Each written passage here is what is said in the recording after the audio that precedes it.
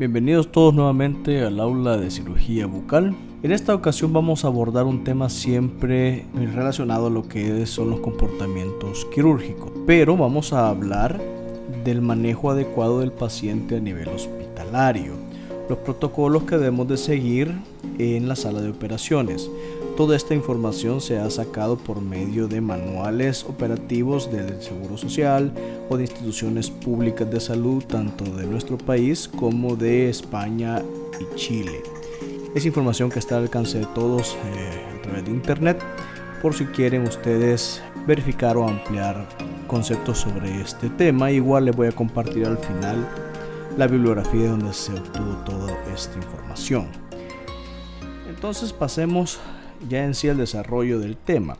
Recordemos que, como siempre, nosotros vamos a dividir nuestros procedimientos quirúrgicos, como ya lo hemos hecho anteriormente, en preoperatorios, transoperatorios y postoperatorios.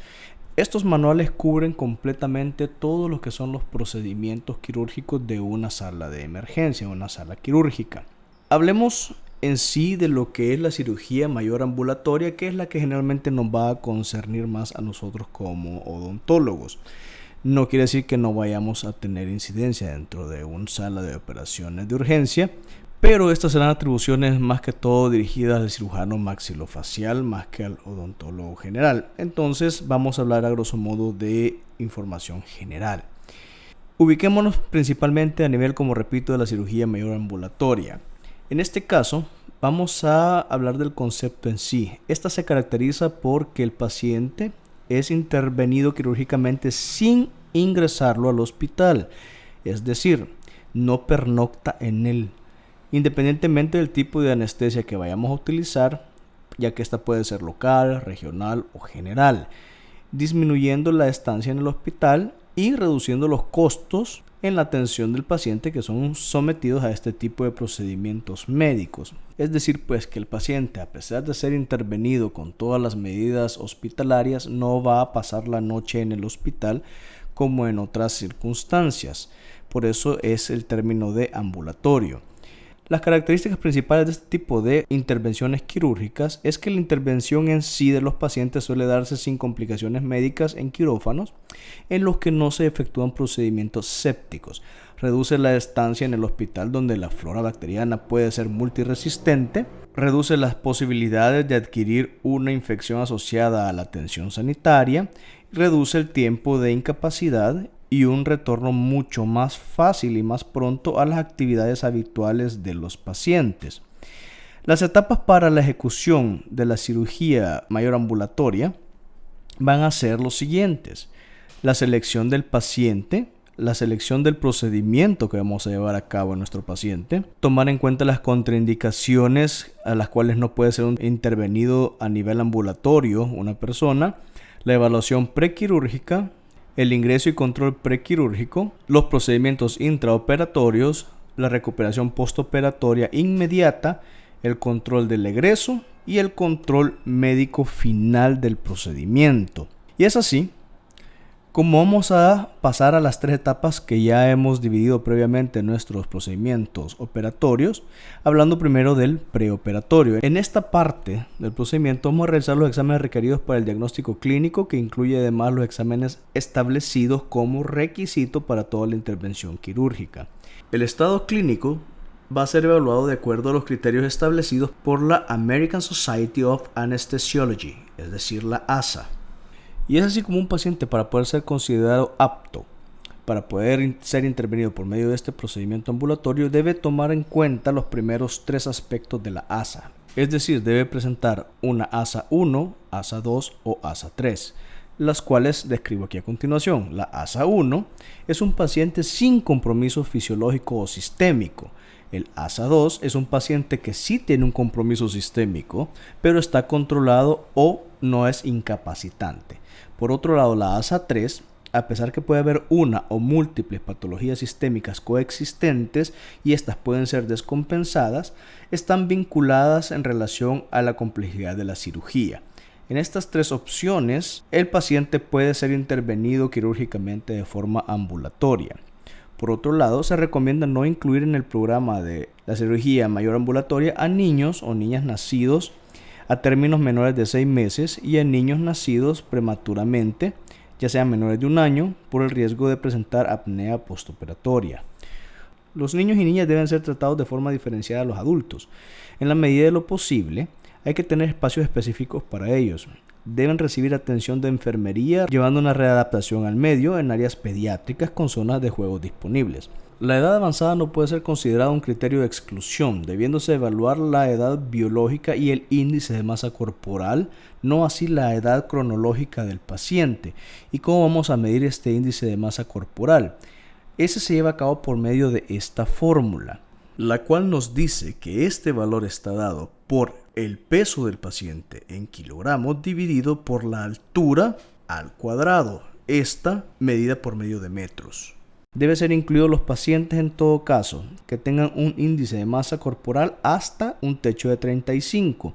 Los de índice de masa corporal que llegan al techo de los 40 se recomienda tratarlos con anestesia regional, anestesia local o sedación, más no con anestesia general.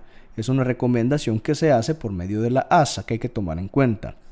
Se debe indagar sobre las alteraciones de estados mentales del paciente. El paciente debe tener una persona responsable que lo acompañe durante la entrevista para preadmisión. El ingreso y el egreso también debe ser acompañado por esta persona, ya que deberá tener los cuidados primarios durante las siguientes 24 horas luego de la operación. En general, este tipo de cirugía debe tener una duración promedio. Para ser considerada como cirugía mayor ambulatoria, debe tener un promedio de no más de 90 minutos, de preferencia menos, en el quirófano.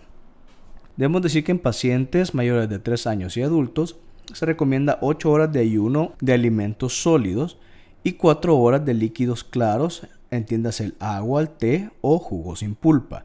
Ahora, en pacientes pediátricos entre 6 meses y 3 años, se recomienda 6 horas de ayuno para la leche y los sólidos, además de los jugos con pulpa, y 3 horas de ayuno en relación a los líquidos claros. Otra vez hablamos del agua, el té y los jugos sin pulpa. Son parámetros que debemos tomar en cuenta también para poder preparar al paciente. El manejo del dolor postoperatorio deberá ser compatible con el tratamiento ambulatorio, es decir, que debe ser tratado con analgésicos comunes. No se debe realizar bajo esta modalidad la cirugía de urgencia. Los pacientes programados para un CMA que requieran anestesia local sin sedación pueden ingresar 1 hora antes del horario programado para la operación. Ahora, los pacientes programados con anestesia local o sedación, anestesia general o anestesia regional, deben hacerlo 2 horas antes. Cualquier procedimiento realizado por primera vez dentro de esta modalidad debe ser aprobada por el médico o la jefatura de la especialidad a la que nos estemos refiriendo. En segundo lugar, la selección del procedimiento debe ser adecuado y consciente tanto de los riesgos como de los beneficios que pueda obtener el paciente por este CMA. Se incluye típicamente como procedimiento susceptible al CMA aquellos integrados en el nivel 2 de la clasificación de Davis, basada en el tipo de atención o en la vigilancia postoperatoria, los que se describen a continuación. Nivel 2 de la clasificación de Davis. Intervenciones que pueden realizarse con anestesia local, regional, general o con sedación y que requieren cuidados postoperatorios específicos, pero no intensivos ni prolongados, y la analgesia debe ser administrada por vía oral. Esos son los pacientes que están dentro de la categoría 2 de la clasificación de Davis. Son los que están aptos para poder ser elegidos para estos procedimientos. Los procedimientos deben tener un riesgo mínimo de hemorragia. La duración no debe superar los 90 minutos, como ya mencionamos. Los procedimientos no deben implicar apertura de cavidades. Estos procedimientos no deben requerir la utilización de drenajes con débitos elevados. El riesgo de compromiso postoperatorio de la vía aérea debe ser el mínimo y la recuperación en torno a la ingesta de comida, líquidas y sólidas, pues debe ser prácticamente inmediata. Por otro lado, tenemos las contraindicaciones de la CMA. En este caso, los antecedentes personales o familiares directos de hipertermia maligna, lo cual es un síndrome en el cual los pacientes, cuando entran dentro de un estado de anestesia general, suele haber un incremento de la temperatura del cuerpo.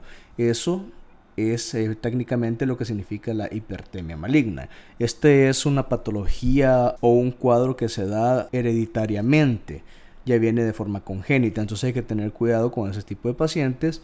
Enfermedades neuromusculares por el riesgo de asociación con el síndrome de hipertermia maligna o dificultad respiratoria postoperatoria que pueden requerir ventilación mecánica en el postoperatorio. Los niños nacidos a términos menores de 6 meses y a niños nacidos prematuros menores de 1 año. Las coagulopatías y las alteraciones psiquiátricas mayores como depresión grave, esquizofrenia, enfermedades bipolares, entre otras que hay que mencionar. Tenemos también la dermatitis activa o cualquier afección infecciosa de la piel, el alcoholismo, consumo habitual de cocaína, estupefacientes u otras drogas, la obesidad mórbida y las malformaciones de la vía aérea o antecedentes de dificultad en la intubación en cirugías previas. Todos esos son puntos que tenemos que tener en cuenta antes de nosotros intentar proceder con un procedimiento de estos de CMA. La evaluación prequirúrgica debe realizarse según lo establecido en la norma de anestesiología.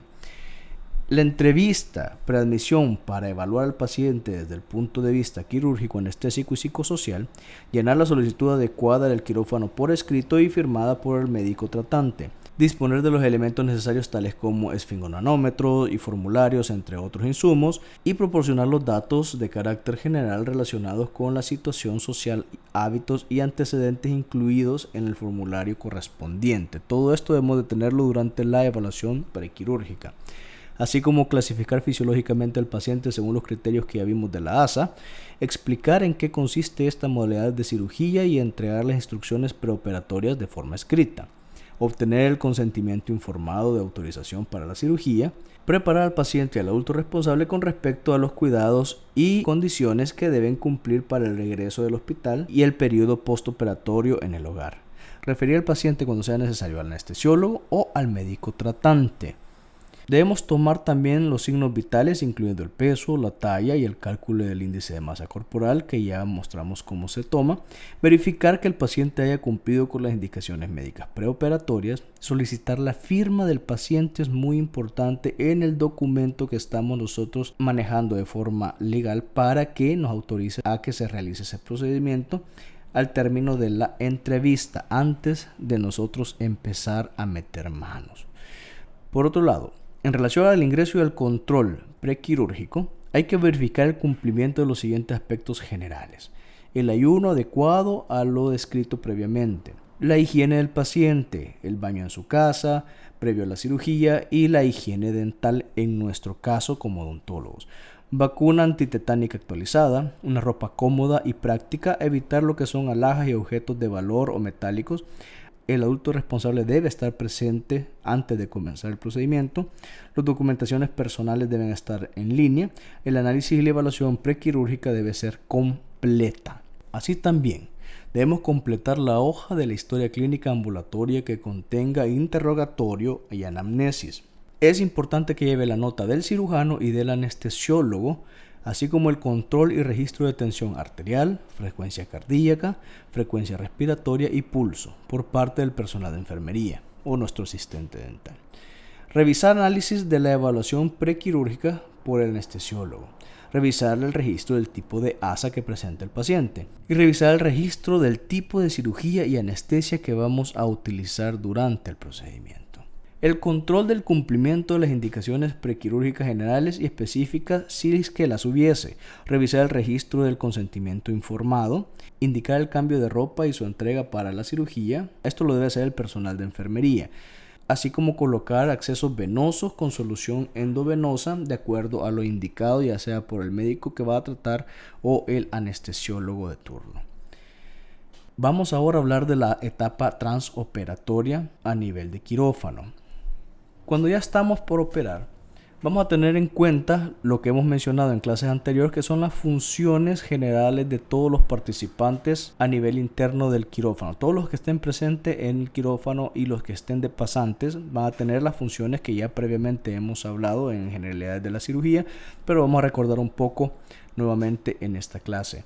Las funciones del ayudante son el pintado de piel desde los ojos al cuello con un antiséptico, pintado de la cavidad bucal, la cobertura del campo con toallas estériles, aspirar y facilitar todos los gestos quirúrgicos del cirujano, suplir al cirujano en caso de cualquier emergencia o necesidad y retirar el campo quirúrgico al finalizar la intervención. Eso es muy importante, pues son todo lo que debe de realizar el ayudante, es decir, la mano derecha del cirujano en todo momento. Por otro lado, las funciones del instrumentista es preguntar las necesidades previas del material e instrumental, no estar a última hora inventando o improvisando, acondicionar la sala de operaciones y el control de la esterilización del material y del instrumental, el cual también ya hemos hablado ampliamente en otros temas. Por otro lado, la función del auxiliar o de la auxiliar de campo van a ser vestir adecuadamente al paciente, retirar las prótesis removibles y todos los objetos metálicos que lleve el paciente, collares, pendientes, anteojos, cualquier cosa que pueda estorbar o pueda ser causa de algún peligro durante el procedimiento operatorio. Atender la entrada y colocación del paciente en el sillón, enfocar la luz en todo momento. Conectar el motor y el aspirador. Atender a todas las necesidades del equipo quirúrgico en general. Limpiar y preparar la sala de operaciones para el siguiente proceso quirúrgico que podamos tener. Así bien, las funciones del anestesista van a ser registrar el tipo de anestesia que se está utilizando, registrar los medicamentos utilizados, ya sea la dosis, formas y vías de administración, monitorear los signos vitales durante la anestesia, incluyendo la oximetría, que es el nivel de oxígeno a nivel de la sangre.